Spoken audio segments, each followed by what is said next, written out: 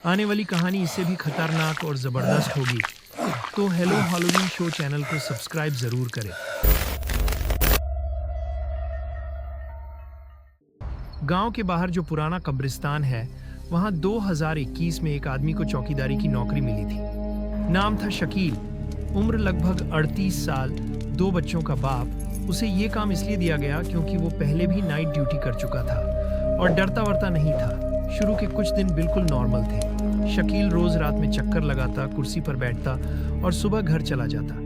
लेकिन एक दिन उसने घर आकर बस इतना कहा कि रात में यहाँ अजीब सन्नाटा होता है, ऐसा सन्नाटा जो कानों में बजता है। किसी ने ज्यादा ध्यान नहीं दिया। फिर एक रात करीब 2:30-3 बजे के बीच जब वो गश्त करते हुए कब्र नंबर 19 के पास पहुंचा तो उसने देखा कि वहां की मिट्टी बैठी हुई है और उस पर नंगे पैरों के निशान हैं। निशान अंदर की तरफ जा रहे थे, बाहर लौटने के नहीं। उसे लगा कोई नशेड़ी होगा। उसने टॉर्च मारी तो कब्र के सिरहाने कोई बैठा हुआ दिखा, आदमी जैसा, लेकिन शरीर अजीब तरीके से झुका हुआ, जैसे खड़ा होना उसके लिए आसान न हो। शकील ने आवाज दी लेकिन सामने वाला नहीं बोला। बस बहुत भारी सांस लेने की आवाज आ रही थी, जैसे किसी के सीने पर वजन रखा हो।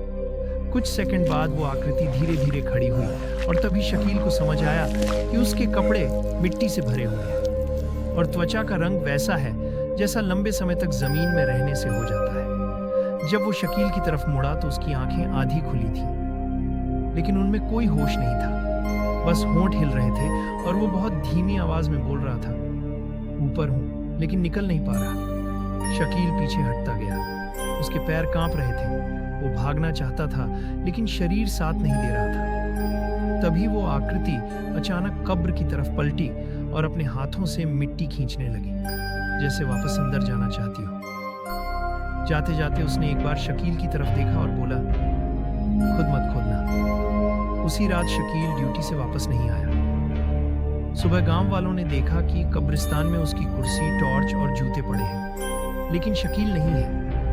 कब्र नंबर 19 की मिट्टी फिर से बैठी हुई थी और उस पर ताजे हाथों के निशान थे।